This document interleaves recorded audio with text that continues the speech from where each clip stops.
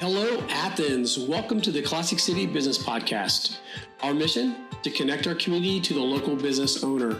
If you love Athens and love supporting the people behind our businesses, then you're in the right place. We get to know the people behind the sign. Some are legends, others are on their way.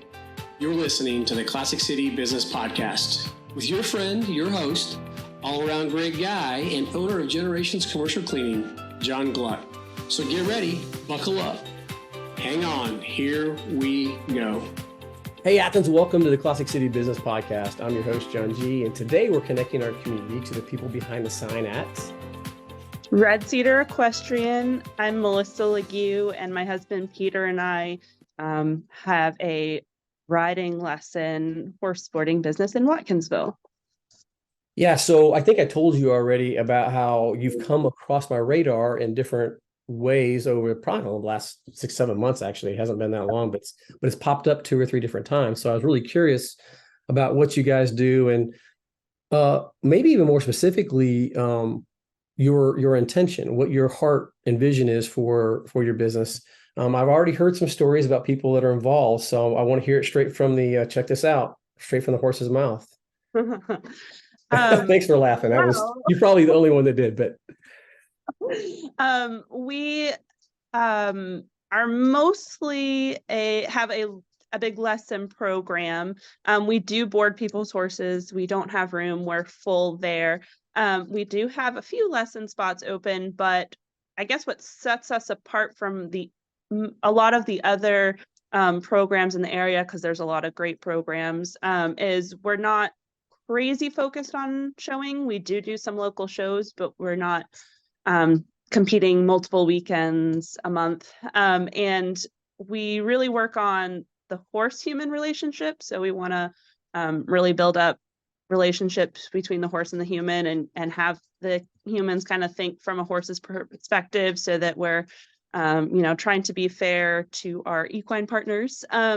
And we focus a lot on what I call horsemanship. So how to wrap horses' legs. All ages will learn that, how to wrap their legs, how to take their temperature, how to tell if they're not feeling well. So every age can learn all the aspects of horse care. So they're prepared to own their own horse someday, or they just have a bigger overall understanding of horses.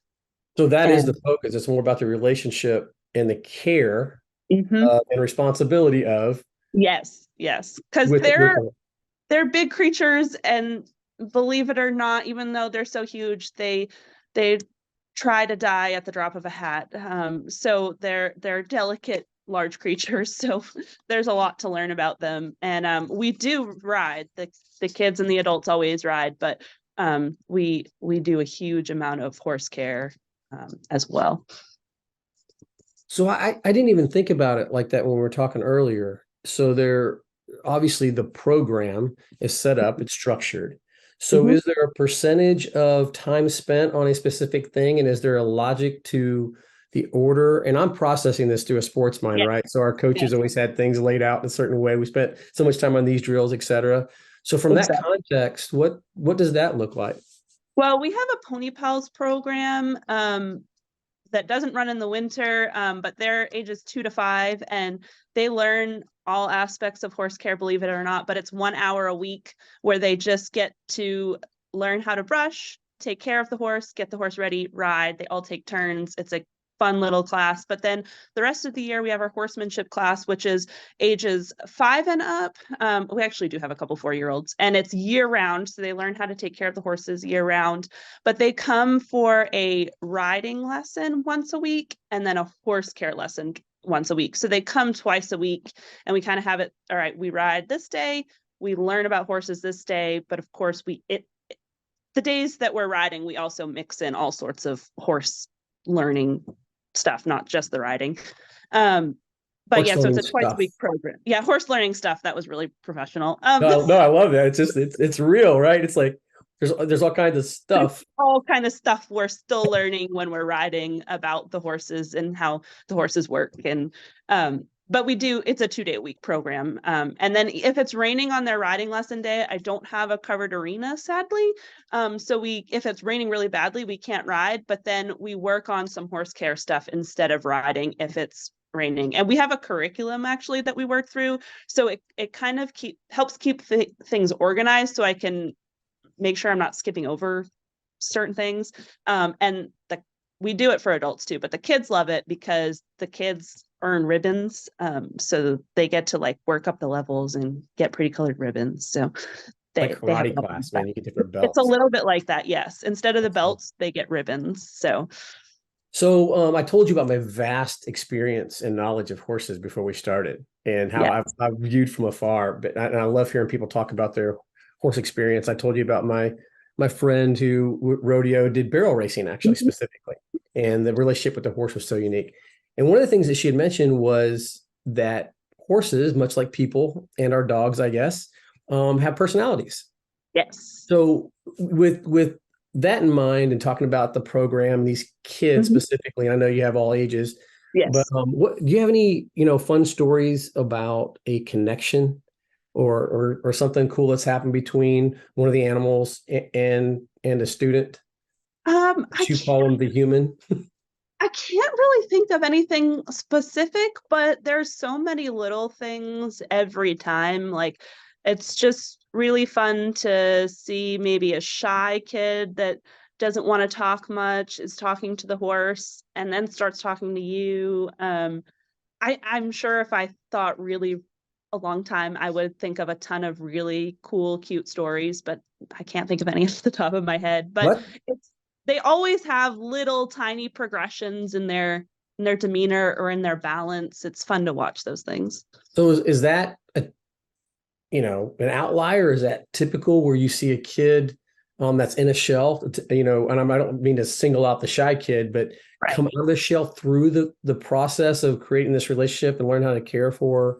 Oh yeah, very much so. I definitely see so many, even I guess like some hyperactive kids calm down a bit. I sometimes have to specifically ask them to take a minute, to take a breath and relax, because if they get a little too wiggly, it's sometimes some horses are just like, yep, I'm almost like a therapy horse. This is totally fine. And some horses get a little nervous.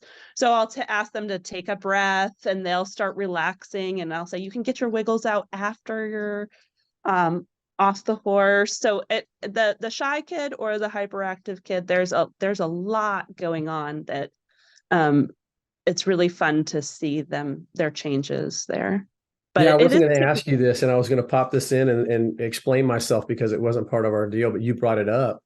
I didn't think about this prior to our conversation, but I've heard of therapy horses. Yes. So that's actually something that's done typically. Is there, and I don't know if you answer this, but is that kind of an organic thing that happens that's unintended? I think so. I see it happen all the time. I mean, I don't have any therapy licenses or anything like that, but I think everybody can benefit from horse time. And even though I'm not a therapy center, I see it all the time. Some like adults are always like, this is my horse therapy, this is my therapy time. They can de-stress from their life. They often joke, and I often joke, that me and the horse are their therapist, because they will tell me their life problems and they feel so much better when they leave. So the horse, I often feel like the horse and I are therapists, even though we are technically not. But it's really cool to watch. That's what I mean by organically. It just sort of happens. It's just happening. Yeah, it's just happening. And there's actually some therapy barns in the area, and they're awesome. So if you are looking specifically for that, they have certifications and everything, but it very much happens organically all the time. By the way, I'm just going to throw this in because this is so Classic City Business Podcast, that statement you just made. One of the things that we love about Athens, and I would love to think that it's everywhere, but it's not. Yes. I don't think we're unique that we're the only place, but you have competitive businesses that prop up other businesses that are in the same field, just because there's something about our community that just is very supportive, which obviously you've learned since you've been here. And I'm sure you've seen it. But I love that you said that. Speaking of organically, it just sort of that's just part of what it is. So that's cool. And they serve a great purpose, right? They do. We all have our things that we do well. So there's a couple other barns that I work with that I'm just really friendly with. And I just feel like if we can collaborate, that helps us all way more than if we can compete against each other. The tide rises all ships, right? Yes. All right. Thank you for sharing that. That's really cool. Is there any, and I hate to put you on the spot because I didn't prepare for this, but I mean, is there any like really cool story, something that you're like, super proud of that you've accomplished since you've been here in the 9 years? Hard to single one out. I can't think of like single things. I mean, since I've always been an animal rescuer, I've done a lot of that. So one thing I try to do is help the local animal community. I do a lot of horse rescue on the side. I am not a nonprofit, but local horses of Georgia needing help. We almost always have a rescue horse, and we kind of do that on the side. And the Athens area community has been amazing with donating a bag of food or donating some cash so I can get their feet trimmed, or donating a medication or a product that's going to help the horse. I've been really blessed to have them, like a lot of people step up. And then I do cat rescue on the side. I trap, neuter, release feral cats in the local community, and then I foster cats. And so most people already know I'm the crazy cat lady, but that's something. I was just going to say, we started this out as an equestrian episode. And now we got the crazy cat lady on. I am also the crazy cat lady, but that like obsessively spays and neuters everything. So like they're not reproducing over here. Hey, something really cool you said too, though, you were talking about the community, stepping up. It's amazing when you serve the community, how this community anyway. Yes. It comes right back. Step up and help. Yes. I love that. That's awesome. I do see some rescues like trying to rescue horses out of very far away states and everything, and that is good. But I do try to help our state and especially our local community as much as possible. That's important to me. What's the furthest away you've accepted a horse then? Well, our newest horse is actually from Florida, but he came up to a different rescue in Georgia, and the rescue, we help each other a lot. So they're a little more North Georgia, but he came from North Georgia from them to me last week, but he actually is originally he's been in Florida for years. So typically we mostly just get horses from Georgia, but this is a Florida horse. Wow. Got a gator hanging around you. That's a football. Yeah, that's a school term. I shouldn't have said he's from Florida, but no. That's all right. We want to convert him. We want to, save him. It's a true rescue. Yes, we'll make him a dog. There you go. All right. So our second segment, I told you, is getting to know the person behind the sign. So, and you can even drag Peter into this, Oh, yes. But what is something about yourselves that you think even maybe some of the people that you work with and I don't know, even some of your clients would be surprised to know? Like they're like, what? Would not have guessed that. I really can't think of anything because we don't have I can't think of anything weird. Like everybody knows my husband's the plant guy. If they've come here, they see that he puts in all the little landscaping touches and he's always adding plants. So everybody at this point knows he's the plant guy. And then most of the people that are here know I'm the crazy cat lady. So I can't really think of anything that most people don't know. Was there anything that, when you were a kid that you wanted to be that was like totally left field of what you're actually doing now? Or was this something you always kind of saw yourself doing? Yeah, I always wanted to be a horse kid. I was always an animal kid. And in school, the teachers gave me a hard time saying that, I had to get a real job and I'm not going to make money with horses, but I'm able to survive on on horses. So I'm doing exactly what I wanted to do as a kid. And cats were always my favorite animal as a kid, even though I was the horse crazy girl. So I'm doing cats and horses like I wanted to.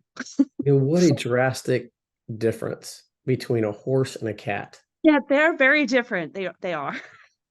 I mean, size is obvious, but just personalities, temperaments, it's just that's so funny that there's these two.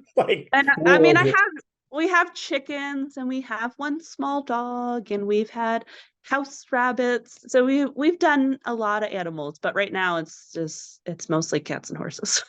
All right, fair enough. I mean, it's your answer, right? So, was there anything else about yourself? So you tell us a little bit, because you said you've been here for 9 years. Did I remember that right? Yes. So where were you? How did it come about that you came to Georgia? My husband and I grew up on Cape Cod, Massachusetts. And very shortly after we got married, we moved to Maine for 3 years. And we just had an opportunity up there that we were working on, and then we got really sick of the colds because it was even colder there than Massachusetts, and the winters with farm animals were insanely brutal. So I one day in December was like, yeah, I'm done. I can't do this anymore. It would have been 10 years ago, December. I was like, we're done. I can't do this anymore. And my husband's like, yeah, I'm kind of over it too, but he didn't know how serious I was. And 2 months later, we moved to Georgia.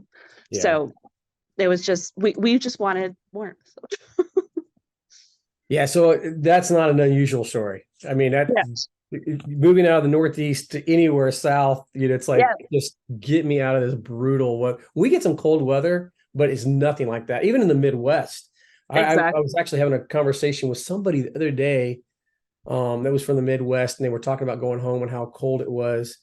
And we both said, it was a couple Christmases ago, I was home, and it was 17 below, which was not, everyday weather, but it was around Christmas time or whatever. And it was bone chilling cold, and my body has adjusted to the South. Yes. I mean, it's a real thing. Mine has too. Yeah. It's like, I cannot handle that anymore. So I totally get it. If it's 40 degrees out here, I'm cold. I'm basically in snow gear at 40 Well, you have softened up. I mean, very much so. Very much so. I like telling us this story about my mom. When in the winter, again, 17 below is probably an exception to the rule, but 32, 20, she would go somewhere. She wouldn't wear a coat. And everyone's like, you don't wear a coat? Why? She goes, well, I'm only going to be outside for like a few minutes. I'm walking from the car to the store or whatever. And it's a hassle. And I'm like, oh my gosh. I mean, they don't make them like that anymore. No, I wish I was crazy. That tough. No, I'm not. I did not inherit that trait from my mom. I promise you that. But all right. So you guys came down here about 9 years ago. And did you guys start up with the horse train? How did you get to where you are now here in Georgia with the equestrian business? Well, we created a new name when we started in a new area. And so I guess I was pregnant with my son, who is 9, and we knew we were going to do some horse boarding. And we started horse boarding. And then I've always taught. So I was like, well, as I have my son and he gets older, I guess I'll start teaching again. And so, I mean, he was not even a year old, and I slowly started teaching again, and then realized that's the bulk of what I want to do is teach lessons. And so he's grown up with me teaching lessons, and then we board a few horses, and I was doing a decent amount of horse training too, but I actually prefer to just train my own personal horses and then teach everybody else about horse care and not necessarily train clients' horses anymore. So that's the journey. So where do you see yourself 5-6 years from now? I would love to have a slightly bigger program and I'm always learning, so keep educating myself on horses and how to best care for them physically and mentally, and teach other people the same. I'd love to say in 5 or 6 years I'll have a covered arena where I can be out of the rain, and just kind of keep working with my own horses and bettering myself for training them better. So obviously you just stated that the thing that gives you the most pleasure is training your own horses. In terms of your students, is there one specific thing that gives you the most pleasure out of all of the things that you're teaching them and what they're some things that I really love to see are when they start kind of puzzling through some things and they notice things that most people don't notice about horses, or they feel things that most people don't feel about horses, and a little light bulb comes on there. That's my favorite, probably. Yeah, the light bulb moment. Yeah. Absolutely. You at that point, at least for me in my life, when you have those moments, whether you're coaching kids or, which is basically what you're doing, it's just with relationship with an animal. There's a real gratification that comes from that, for sure. So the last segment, this is my Athens. We get to brag on Athens a little bit. So you guys have been here 9 years. What's your favorite thing about being here in Athens, aside from the warmer weather? Well, I have to say I am very much not a city person. So I love being out here in South Watkinsville, where it's a little more farmish land, but I do not like being far away from all the creature comforts. And Athens has everything. So I love that Athens has literally everything. I mean, I don't need to go. Some people might want to go to Atlanta or something. I have no interest in going to Atlanta. And Athens has any restaurant, any store. They just have a little bit of everything. And it can be fun to go out to Athens. But then I can come back to where it's a little more quiet and I feel like I'm in the middle of nowhere. So, and to be clear, when we say Athens, we mean the Athens area. So, I mean, I consider this, and I've heard it said, so it's not just me, but Athens is a foodie town, man. We got some great restaurants, whether it's in Athens, proper, or whether it's Watkinsville. I got some of my favorite restaurants are actually in Watkinsville. Yeah, Watkinsville has great restaurants too. Yeah, they're phenomenal. But yeah, I mean, even the Classic Center, I don't know if you got any shows there, but they have such an array of shows, comedy, music, plays. It's really cool Broadway stuff. So yeah, you're right. You don't have to go to Atlanta if you don't want to. And man, the traffic. I try to avoid that as much as possible. Yes, ma'am. I'm with you on that. I totally get that. So that's an overall question. Do you have, I mean, it's just, all the different variety, but do you have a favorite restaurant, some place that you guys like to go to when it's date night?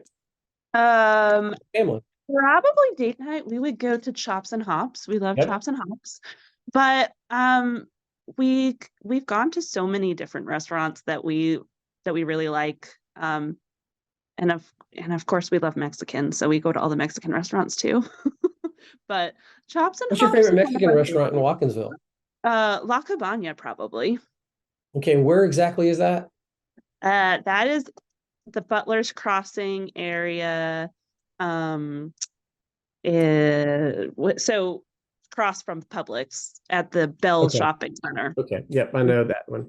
Yep. There's some place that's come up a few times, and it's not Barnett Shoals. There's a road that goes back over to East Athens, and there's a place right there on the right, just down from Chop and Hop, somewhere in that general area, and I can't think of the name of it, but I was curious. The new restaurant. Maybe is it new? No, it's not. It's not in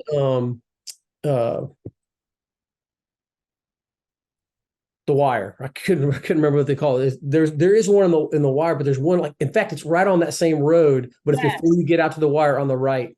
I cannot think of the name of that, but we've been there a couple times. It's great. I've heard it's kind of obscure because if you don't know what's there, you don't know. Yeah, but everybody I've talked to, oh, John, you got to go. You got to go. I think they just opened that this year, but it's right. Did they? if you were like Chops and Hops would be on the left on that intersection, and then it would be a little bit past on the right. It's super close, and it's so next the main drag that comes through Watkinsville. I can't believe we're having this conversation. There's people listening to this right now going, "Oh my gosh, it's right here!" But as you come through town, Chops and Hops is on the left. Yep. You come to that light there, and you take a left, like you're going to the wire. Yep. And this place is on the right. Yes. Yes. I'm thinking of whatever that is. But sorry, guys, didn't mean to get into the weeds. But man, this is important stuff. This is food. I wish I could think of the name of it, but yeah, I apologize to that restaurant right now. I guess we should probably do a podcast with them, and then we'll get it locked in. Exactly. So, but all right. Well, is there anything else that you want to say before we go? Anything you want to highlight about your business? Anything that you want the community to know? I don't think so. Okay. I think I covered it all, or most of it. Yeah, I think we did. And actually for me, it was very interesting. This is sort of a one of those things that you look at from the outside and think, man, what a life. That's the best thing, right? If you're doing something you love every day, I mean, that's what living's all about, right? That's success, period. Yes. Nothing to add to that. Well, Athens, I hope you had as good a time as I did. This has been a fun conversation. Melissa, thank you for doing this with us. And until next time, go dogs. Sick 'em. Okay, guys, we did it. We made it to the end of the show. Now that you've heard at least one episode, can you do me a favor? If you know someone you would like to hear on a future episode, you can contact us or have them contact us at podcastjohng@gmail.com, or just message us on our social media platforms. We're on Instagram, Facebook. Just search the Classic City Business Podcast. You'll find us. One more thing. Please like, rate, review, and share. All of this really helps a lot. We really do want to connect our community to the local business owner. We believe this is a great platform to do just that. And thank you for taking this ride with us as we get to know the people behind the sign. It's going to be a lot of fun. And Athens, until next time, I'm John G. and go dogs.